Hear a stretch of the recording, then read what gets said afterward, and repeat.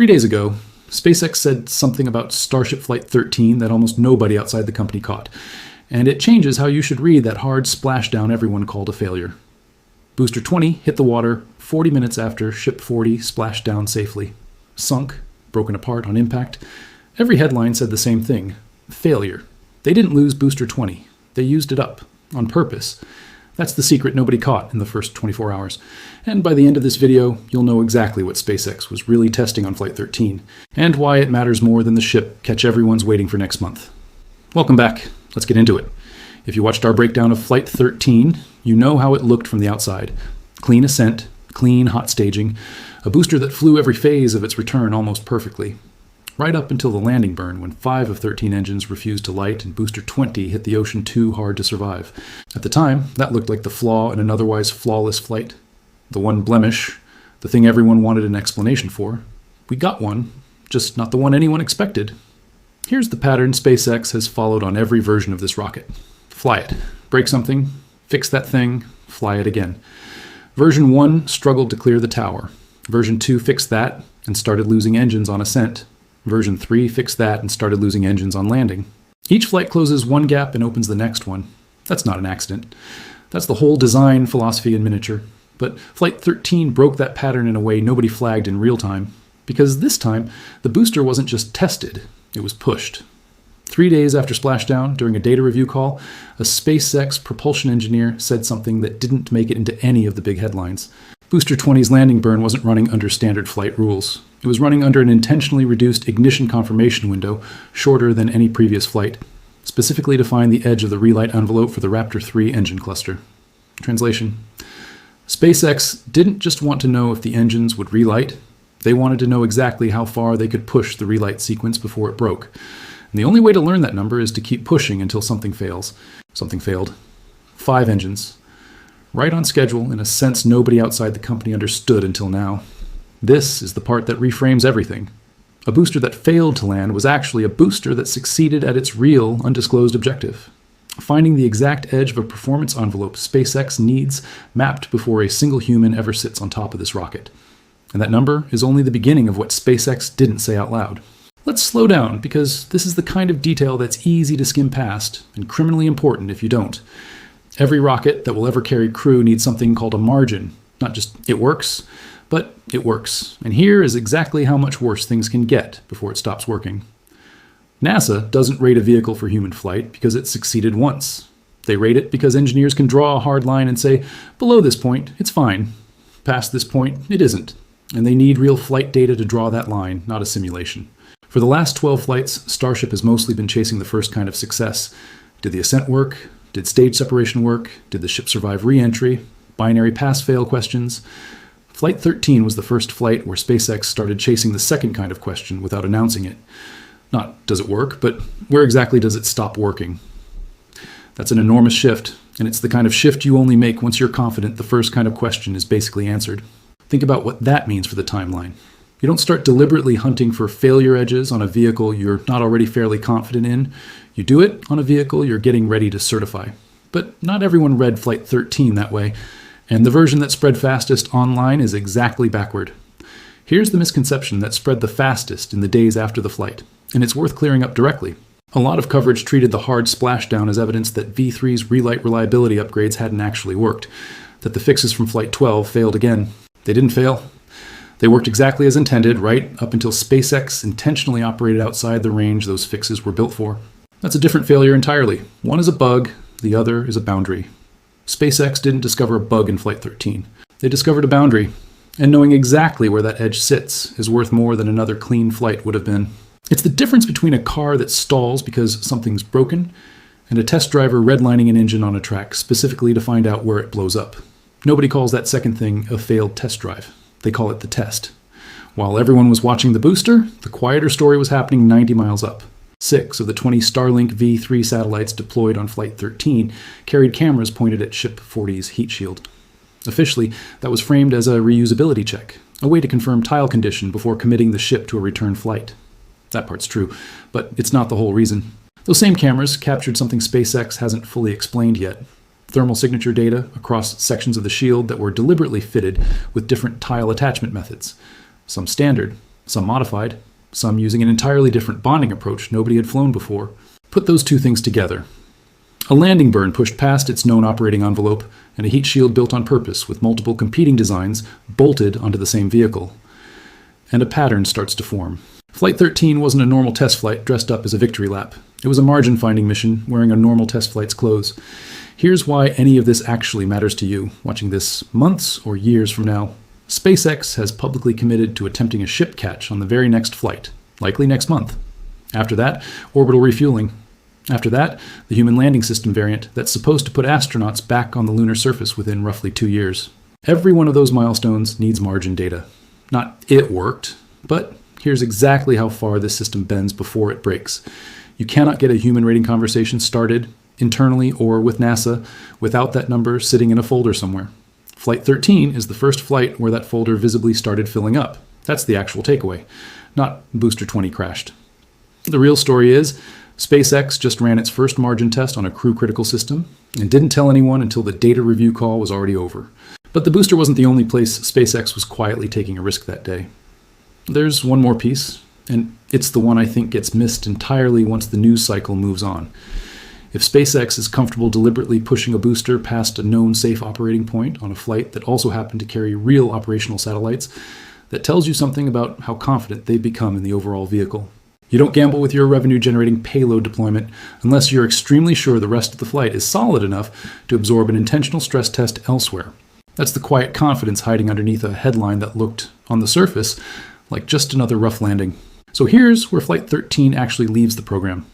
Not one step forward, one step back, the way most of the coverage framed it. More like one step forward on the ascent side, and one very intentional step sideways on the landing side, specifically to make the next 10 steps forward faster and safer. The booster that hit the water hard didn't fail Flight 13. It answered a question SpaceX needed answered before they can even think about putting a crew on top of this thing. And they got that answer for the price of one booster they were never planning to reuse in the first place. That's not a footnote. That's the biggest secret behind Flight 13, and it's the reason the next flight matters more than almost any Starship flight that's come before it. Let's actually sit inside that landing burn for a second, because the 7-word version, 5 of 13 engines didn't light, hides almost everything interesting about it. A Raptor 3 landing burn ignition sequence isn't one switch. It's a cascade. Ignition command goes out to all 13 engines within a fraction of a second of each other, but each engine has its own confirmation window. A slice of time where the flight computer checks for stable combustion before it commits to keeping that engine lit for the burn. On every previous landing attempt, that confirmation window has been set conservatively wide. Wide enough that a slightly sluggish spin-up, a little turbo pump lag, a marginal ignition transient, none of it matters, because the computer waits it out and lets the engine catch up. On Flight 13, that window was shortened. Not removed, shortened. Enough that an engine had less time to prove itself before the system either accepted it or waved it off and started compensating with a neighbor. That single change is the whole story compressed into one number nobody outside SpaceX has published yet. Here's why that one number is worth pausing on before we go further. Why would you deliberately shrink your own safety margin? On the one maneuver most likely to end with a rocket in the ocean. Because a wide confirmation window is safe, but it's also blind. It tells you the engine eventually lit. It doesn't tell you how close it came to not lighting. And if you're trying to build a table of exactly how much timing variance this engine cluster can tolerate before performance degrades, a generous window just erases the data you need most. So SpaceX tightened it. 5 engines that would have quietly caught up and lit within the old window instead got flagged, backed off, and had their thrust picked up by the survivors. That's not the system failing. That's the system doing exactly the job it was just reprogrammed to do. Catch the edge cases in real time and keep flying anyway. The booster still came down too hard to survive, but it came down on 13 engines worth of real ignition timing data instead of one clean pass-fail result. That trade only makes sense if you already believe the vehicle's baseline reliability is solid enough to spend on data, instead of banking it for another safe landing. Now, let's go back to the aft skirt for a minute, because this is the part of Flight 13 that got maybe 15 seconds of coverage anywhere and deserves a lot more. Test tiles were bonded to the metallic side of the aft flaps, using at least 2 different attachment methods.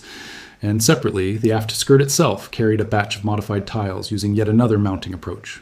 3 different ideas, flown on the same ship, on the same reentry, through the same heat and the same aerodynamic loads. A finished design doesn't get flown 3 different ways at once on the same vehicle. A bake-off does. Here's why that matters more than it sounds. Every tile that comes off a Starship during re-entry represents a bonding method that didn't hold up to the combination of thermal cycling, vibration, and aerodynamic shear the ship experiences on the way down. SpaceX has cycled through several attachment philosophies already: pins, adhesives, hybrid mounts, and each version has traded one failure mode for another without much fanfare. Pinned tiles resist thermal expansion better, but are heavier and harder to inspect quickly between flights. Adhesive-only tiles are lighter and faster to swap, but more sensitive to the exact surface prep underneath them. Flying 3 approaches side by side on one vehicle means SpaceX doesn't have to wait 3 separate flights spaced weeks apart to compare them. They get a direct, same flight, same conditions comparison in a single re-entry. That's the kind of test you only run once you're not worried about losing the whole ship over a bad batch of tiles. Because if one attachment method catastrophically failed and let plasma into the structure, the consequences wouldn't be limited to a science experiment. It's a bet that the baseline shield is now good enough to survive a few purposefully weaker patches without the whole vehicle burning through. And the ship survived. A few tiles missing at the engine skirt edge, a few cracked here and there, tiles largely gone under the aft flaps, and the hull underneath completely undamaged. Whatever attachment method held up best under that specific stress is now sitting in a dataset that will directly decide what gets bonded onto the next ship, and probably the one after that. 2 separate experiments, 1 flight. Put them side by side and the real picture starts to snap into focus. Here's the thing that makes Flight 13 different from every flight before it, once you step back far enough. Individually, each of these decisions, the shortened ignition window, the multi-method tile bake-off, the camera-equipped satellites aimed at the heat shield, reads like a small technical footnote. Together, they form a single coherent strategy that nobody stated out loud during the live broadcast. SpaceX stopped asking, did it work on this flight, and started asking, exactly how well did it work, and where does that stop being true? That's a mission philosophy shift, not a hardware shift. The hardware, Booster 20, Ship 40, Raptor 3, was already basically proven on Flight 12. What changed on Flight 13 was the questions SpaceX was willing to ask of it. That shift only happens at a specific point in a program's life. Too early, and you're still fighting basic reliability problems, and margin testing is a luxury you can't afford. Every flight needs to be a clean pass just to keep the schedule believable. Too late, and you've already certified the vehicle and margin data is a historical curiosity instead of a design input. Flight 13 sits precisely in the narrow window between those two states, and that positioning alone tells you more about where the program actually is than any single test result does. Here's the part that should bother you a little.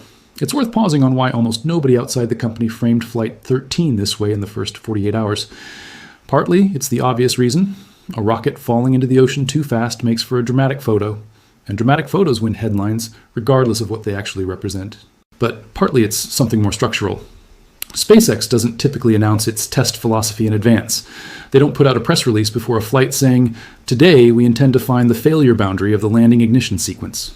They just fly and let the outcome speak, and then, sometimes days later, sometimes in an offhand comment during a technical call, nobody was covering live. The actual intent comes out on its own. That pattern isn't new. It happened with the very first booster catch attempt, when most coverage focused on whether the tower would survive contact with a returning booster. And almost nobody was talking about the propellant margin data SpaceX needed from that exact maneuver to plan Pad 2's turnaround timeline. It happened again with a deliberately harsher max Q profile on this same flight, which most viewers saw purely as a faster, more dramatic ascent rather than what it actually was. A stress test for the aft flap tiles under loads no Starship had experienced before. Flight 13 just continues that pattern, one level further along the same road. The visible story and the real story are rarely the same story with this program, and the gap between them keeps turning out to be where the actual news is hiding. So if this is the pattern, here's what it should make you watch for on the next flight and the one after that. Watch the language SpaceX uses around the ship catch attempt. If it goes cleanly, expect the framing to stay simple, a straightforward reusability milestone. But if anything looks even slightly off during that catch, don't assume it's automatically bad news. Ask the same question Flight 13 just taught us to ask. Is this a bug, or is this a boundary they went looking for on purpose? The difference matters enormously, and it's usually not obvious until days after the fact, once the technical calls happen, and the real explanation quietly surfaces the way it did this time. The tile data matters just as much. If one of the 3 attachment methods flown on Flight 13 turns out to be the clear winner, expect it to show up as the new standard on the very next ship without much fanfare. A low-key design update buried in a stream of consciousness update rather than announced as a headline result. And watch the timeline itself. Every one of these margin-finding moves compresses the runway toward orbital refueling and the human landing system. A program that's confident enough to deliberately break things on a schedule like this is a program that believes it's close. 2 years to put people back on the moon sounded aggressive even a few months ago. After Flight 13, it sounds like a program actively doing the specific, unglamorous work that number actually requires. So here's where that leaves us right now. Next flight, SpaceX tries the ship catch. If that works, the entire program's timeline compresses hard, and everything we just talked about, the margin data, the tile experiments, the boundary they just found, starts getting applied immediately on the very next vehicle in line. I'll be here for every second of it. If this kind of breakdown is what you come here for, smash that like button, subscribe, and turn on notifications so you don't miss the next one. A comment with what you think SpaceX finds next. I rate every single one. And if you want to go back and watch exactly how Flight 13 unfolded minute by minute, click the video on screen right now and keep going. Thanks for watching. I'll see you in the next one.